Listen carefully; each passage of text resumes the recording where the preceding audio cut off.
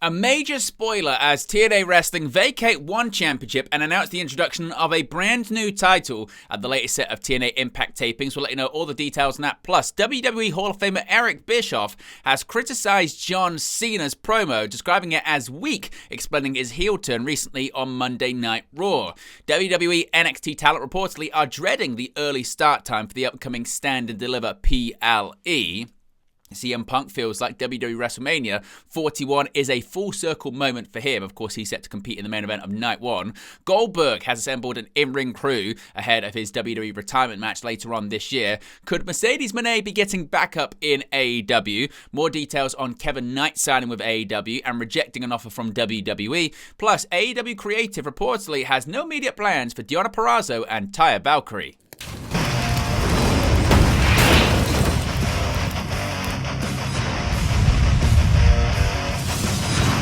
Hey guys, welcome back to Wrestling News 365. Hope everyone is doing very well. As always, there are plenty of news stories to get into in the world of professional wrestling. Let's begin with a major spoiler for upcoming episodes of TNA Impact. So if you wish to be not spoiled and go into it without knowing any information, we'll give you an opportunity to skip ahead. 5, 4, 3, 2, 1. Now, also, before I go into it, to give you a little bit more time, remember you can join the WN365 roster by clicking that join button. The link's also in the video description below. Also, we've got several upcoming watch-alongs and post-shows on the horizon too. We've got WWE Monday Night Raw this evening from London in England. We'll be going live 15 minutes before the show goes on the air at 7:45 UK time. We'll also have a post-show. In addition to that, remember, AEW Dynasty is this Sunday. We'll also be live 15 minutes before the pay-per-view goes live on the air for a watch-along and a post-show too.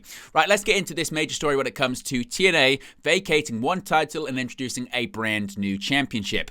TNA Wrestling have unveiled a new championship with a new title announced at the recent Impact tapings in St. Joseph, Missouri. Director of Authority Santino Marella put his authority into action, stripping Steph DeLander of the TNA Digital Media Championship before announcing that a new TNA International Championship would soon be added to the mix, presumably taking the Digital Media Championship's place. Marella decreed that a tournament would take place to crown the inaugural champion, with all matches 3 ways. Marella also stated that the tournament finals are set to take place at TNA Unbreakable in Las Vegas on April 17th. DeLander had been in possession of the Digital Media Championship since January of this year after receiving the title in a divorce settlement from PCO. In reality, PCO's TNA contract had expired, and the Perfect Creation decided to show his frustration by smashing the title belt with a sledgehammer in an unscripted angle on GCW's The People vs. GCW pay-per-view in New York City's Hammerstein Ballroom in January. The Digital Media Championship was debuted in late 2021, with Jordan Grace reigning as the inaugural champion. Joe Hendry stands as the all-time longest reigning champion with over 266 days registered with the title. We get any more details or a first look at the International Championship in TNA Wrestling, we'll let you know in an upcoming video. What are your thoughts on the introduction of the TNA International Championship? Now, John Cena, of course, he's going to be on Raw tonight. His final appearance before WrestleMania 41, when he'll face Cody Rhodes in the main event for the undisputed WWE Championship. And John Cena's first WWE promo since turning heel has been criticized by WWE Hall of Famer Eric Bischoff. Cena stunned the wrestling world at Elimination Chamber by viciously assaulting his upcoming WrestleMania 41 opponent Cody Rhodes after securing a shot at the WWE Championship with victory inside Elimination Chamber, whilst aligning with the final boss, The Rock. The 16-time world champion finally broke his silence when Raw emanated from Brussels, Belgium on the 17th of March, placing the blame for his actions solely at the feet for the WWE fans for mistreating him during his 2 decades on the main roster. Whilst Cena's promo was well received amongst fans who were intrigued to hear about their former hero's shock decision, legendary WWE Hall of Famer Eric Bischoff was somewhat less impressed. Speaking during a recent edition of his 83 Weeks podcast, the former WCW president noted his belief that Cena fell short by not explaining his actions clearly enough while sharing his disappointment at the lack of drama involved. He said, quote, "There's got to be a reason why, and if you start an angle out in that element of the story, that inciting incident, that thing that happens that sets you upon your journey, if that's a dud, it's a little harder to gain that momentum later on." You need to start out strong with a why that people can relate to, understand, connect with, whatever. And I agree with you, it was exciting, John Cena's turning heel, the potential, but there wasn't anything dramatic about it other than the fact that he turned heel. It was interesting, even, I did see the clip of his promo. I didn't see it live. I saw the clip of it. It was okay. I mean, the delivery was great, but just the message was kind of weak for that. Now, of course, John Cena has been issued a stern warning by another WWE Hall of Famer, that being the Nature Boy Ric Flair. The two stars are tied up at 16 World Championship reigns apiece, with Cena looking to edge past Flair with a victory against Cody Rhodes at WrestleMania. Ahead of the bout, Flair has warned Cena that his odds of picking up a victory in Las Vegas are astronomical. So, what are your thoughts? Do you agree with Eric Bischoff? Was the promo weak, or is Bischoff wrong on this one? Let me know your thoughts about it in the comment section below. Now, we got a bit of an update here when it comes to how talent feels about the early start time for WWE NXT Stand and Deliver. WWE talent have reportedly had a negative reaction to the recently announced early start time for Stand and Deliver. With WrestleMania just around the corner, NXT is also set to run what is typically its biggest event of the year, Stand and Deliver, over WrestleMania 41 weekend.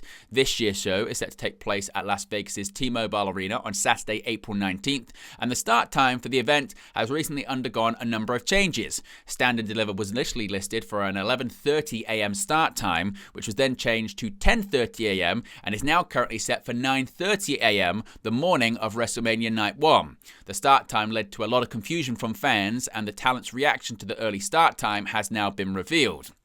Fightful Select have released a report saying that talent are initially dreading the start time of the show. No matches have been announced for the show as of right now, though it will likely feature an NXT Championship three-way between Obafemi, Trick Williams, and Javon Evans. Now, CM Punk, he's going to be main eventing night 1 of WrestleMania 41 alongside Roman Reigns and Seth Rollins, and CM Punk believes his WrestleMania 41 bout represents a full-circle career moment. The Second City Saint is set to battle Seth Rollins and Roman Reigns in a hotly anticipated triple threat bout that will main event night 1 of WrestleMania 41. Reigns and Rollins join forces with Dean Ambrose to form the legendary faction The Shield, debuting at Survivor Series 2012 and initially acting as mercenaries who helped CM Punk retain his WWE Championship and title bouts against the likes of John Cena and Ryback. Competing in the main event of WWE's top premium live events has been a lifelong dream of CM Punk, and he will now do so against two of the three men that he helped blood into the main roster.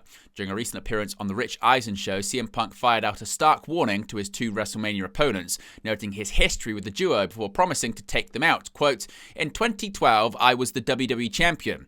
I was on this what, at the time, was a historic run with the bout. 434 days, obviously shattered by Roman Reigns since I've been gone, and what I needed was guys to work with. I was always looking towards the future. I would look at the landscape and be like, what do we need to do to get money talent in the position that I'm in right now? How do I bring guys up? How do we elevate superstars? So the idea with the Shield was that simple. I need guys to work with, and for good or for bad, whether I like them, whether I hate them, whether I'm going to wind up having personal problems with them, I need talented individuals to work with, and I have nobody to work with in the future." Lo and behold, who am I working with at WrestleMania? So life's pretty funny the way things kind of work out. I just don't want those two guys to forget they were picked for a reason. I brought them into this, and at WrestleMania, I get the chance to take them out. Now, CM Punk has admitted that he shares many similarities with WWE Chief Content Officer Paul Triple H Levesque. The pair famously fell out ahead of Punk's original departure from the company in 2014 and showed very few signs of reconciliation ahead of the Chicago-born superstar's shock return at Survivor Series in 2023. The two former WWE champions are now on excellent terms, with both men admitting to their regret during the inaugural episode of Stephanie's Places on ESPN+. Now, an update here when it comes to Goldberg and his WWE retirement. Bill Goldberg is assembling his team leading into his upcoming retirement match. Goldberg posted a photo of himself in the gym with the caption, "And the grind begins, assembling my in-ring crew." Of course, Goldberg underwent stem cell treatment earlier this year and had to stay out of the gym as he recovered from the treatment. It is currently unknown when Goldberg's retirement match will take place. He previously stated that it would be sometime in the summer, with people speculating that possibly Gunther could be his opponent. Of course, Gunther's the current World Heavyweight Champion, and there was a confrontation with Goldberg at Bad Blood last year. Mercedes Moné, she could be getting more backup in AEW. Now, Mercedes Moné used to have backup in the form of Camille, but in recent months, the AEW TBS champion has been handling things herself, according to a new report that could be changing. Fightful Select is reporting that twin tag team the Renegade Twins, Robin and Charlotte, are being considered to team up with Moné. The pitch for Moné and the team to work together has reportedly been out there for some time. The Renegades have mainly been a Ring of Honor act, with Robin recently competing in the tournament to crown the inaugural Ring of Honor Women's Television Champion. Robin was eliminated in the tournament by winner Billy Starks. The duo are also former NWA Women's Tag Team Champions.